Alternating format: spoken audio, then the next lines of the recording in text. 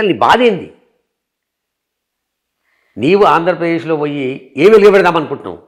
విజయమ్మ రాసిన బుక్లో ఒక 2-3 లైన్స్ మీరు చదువుంటారు. ఐ థింక్ షర్మిలని అర్థం చేసుకోవడానికి ఆ ఫ్యామిలీ చాలా ప్రయత్నాలు చేసిందట. ఈ మ్యారేజ్ ఇష్యూస్ కొన్ని విజయమ్మ గారు ఇక్కడ పోస్ట్ చేశారు. అంటే ఇవన్నీ చదివిన తర్వాత ఆ పార్టీని అభిమానించే వాళ్ళు కావచ్చు, వైఎస్ఆర్ మీలాంటి ఫ్యాన్స్ అవ్వచ్చు, అప్పట్లో అంటే చిన్నప్పటి నుంచి కూడా షర్మిల గారి మనస్తత్వం ఇదేనా, గారాబమే ఇన్ని చిక్కులు ఫ్యామిలీకి తెచ్చిపెట్టిందా అనేవి ఇందులో ప్రస్తావించారని అంటున్నారు.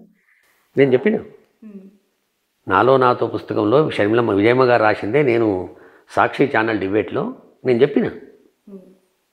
రాజశేఖర రెడ్డి గారు కంటతడి పెట్టిండమ్మా,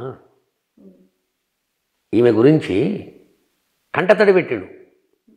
కొన్ని సంవత్సరాలు మాటలు బంద్ చేయాలి, మాటలు బంద్ చేసింది, అమెరికా వెళ్ళిపోయింది. అలా రాసింది కదా. అంతే, ఇప్పుడు కూడా అంతే. ఏం చేస్తారు చెప్పండి వాళ్ళు? రాజశేఖర రెడ్డి గారిని కంటతడి పెట్టినటువంటి మహాతల్లి ఇలా జగన్మోహన్ రెడ్డి గారు విజయమో లెక్కన ఈమెకు. బట్ ఇప్పటికి వైఎస్ఆర్ బ్లడ్డే నాది, నేను వైఎస్ఆర్ కూతుర్ని అని చెప్పి అవసరం లేదమ్మా. ఎందుకా ప్రచారం? నువ్వు తెలంగాణలో వచ్చి తెలంగాణ కోడలని ఎట్లా ప్రచారం చేసుకున్నావు? ఇప్పుడు ఆడ నేను బిడ్డను, నేను మెట్టినింటికి వచ్చినా, పుట్టింటికి వచ్చినా, నా పుట్టినిల్లు పోలవరం వచ్చిందాక మిమ్మల్ని వదిలిపెట్టా, ప్రత్యేక హోదా వచ్చిందాక నేను వదిలిపెట్టా. ఏడ వదిలిపెడతావు? ఏడ పట్టుకుంటావు? నీ పార్టీ ఆడున్నది, నీ ఇండియా పార్టీ ఆడుంది.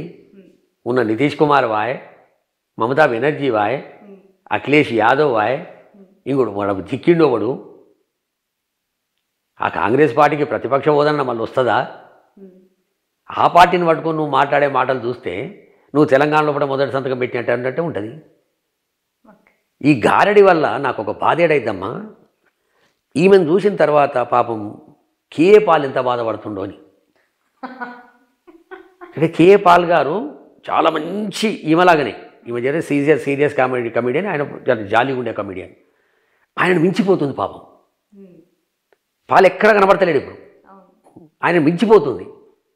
గ్రామ పంచాయతీ సర్పంచ్ లేడరా నాయన అని మేమంటే, మనం 25 ఎంపీలు పడతామనే మాట మాట్లాడితే ఎట్లిది? ఆంధ్రప్రదేశ్ రాష్ట్రం ఏర్పడ్డ తర్వాత ఇంచుమించు 50-60 సంవత్సరాలు ఒక దగ్గర ఉన్న తర్వాత ఈ రాష్ట్రం నాది, హైదరాబాద్ నాది, ఈ 23 జిల్లాలు మావి అని బతికినటువంటి ఆంధ్రప్రదేశ్ ప్రజలు సోనియా గాంధీ కోటేస్తారా? షర్మిలమ్మ కాదు, సచ్చిన ఇందిరాగాంధీ వచ్చినా ఓట్లేరాడు. చెప్పుతోడు కొడతారు కాంగ్రెస్ వాళ్ళను. ఏం ముఖం పెట్టుకొని ఓట్లు అడుగుతారు ఆంధ్రప్రదేశ్లో? హైదరాబాద్ను విడగొట్టినందుక ఎట్లా ఈమె అడుగుతుంది చెప్పాడు? కాంగ్రెస్కు సిగ్గు శరం ఉండాలడ. ఈ పిల్లని తీసుకుపోయి రోళ్లపొడి దిపనికి తెలంగాణను విడగొట్టి ఆంధ్రప్రదేశ్కు మొత్తం తలకాయ లేకుండా చేసి వాళ్ళు ఇప్పుడు 10 సంవత్సరాలైనా వాళ్ళ బాధలు వాళ్ళు పడుతుంటే, ఏదో జగన్మోహన్ రెడ్డి గారు ఇలాంటి ముఖ్యమంత్రి వచ్చినందుకు ఆ హాస్పిటల్ ఏర్పడ్డాయి అవన్నీ అయినాయి. కానీ 2000 టెస్టులు చేయలేకపోయారు మొదట్లో. చంద్రబాబు నాయుడు దిగిపోయిన తర్వాత కరోనా వస్తే ఒక 2000 టెస్టులు చేయని దానికి కాడికి వెళ్ళి ఇలా 2 కోట్ల టెస్టులు అంటే చేసేటటువంటి పరిస్థితి తీసుకొచ్చింది జగన్మోహన్ రెడ్డి గారు.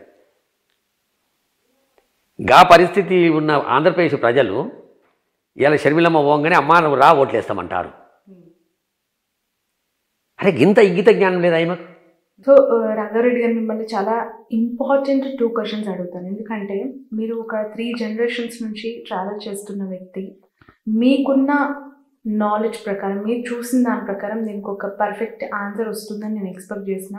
ఎందుకంటే చాలామంది ఏపీ ప్రజలు అవ్వచ్చు, వైఎస్ఆర్ అభిమానులు అవ్వచ్చు, ఒక క్లమ్జీ, వాళ్ళ మైండ్కి ఏం అర్థం కావట్లేదు. ఈయన ఉన్న బలంగా ఉన్న ఏకైక చెల్లె, రాఖీ కట్టాల్సిన ఆమె ఇలా ర్యాగింగ్ చేస్తూ, లిటరలీ ఇక ట్రోలింగ్ చేస్తూ అన్నని ఇట్లా తిప్పుతుంది, విమర్శలు చేస్తుంది. ఈ కైండ్ ఆఫ్ ఎక్కువగా కమెంట్స్ వినిపిస్తున్నాయి.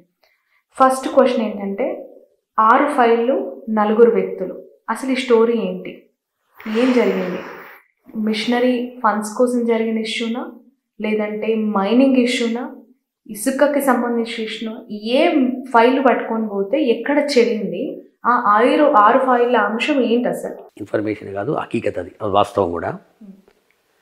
ఏదో ఒక 6 ఫైళ్లకు సంబంధించినటువంటిది ఈ దుష్ట చతుష్టయం. బ్రదర్ అనిల్ కుమార్ గారు, వాళ్ళకి సంబంధించిన 3 వ్యక్తులు.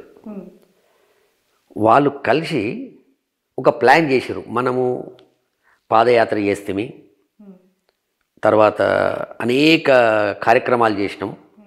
జగన్ గారు ముఖ్యమంత్రి కావడానికి మన శాయశక్తుల ప్రయత్నం చేసినాం. మనము మొదట్లోనే ఒక 6 నెలల లోపలనే ముఖ్యమంత్రి కాగానే ఈ పనులు చేయించుకోవాలని ఏదో ప్లాన్ చేశారట.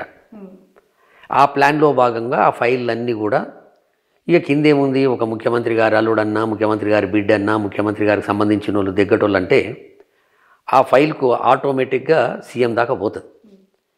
సీఎం దగ్గర పోయిన తర్వాత ఆ ఫైల్ చూసిండనేమాట.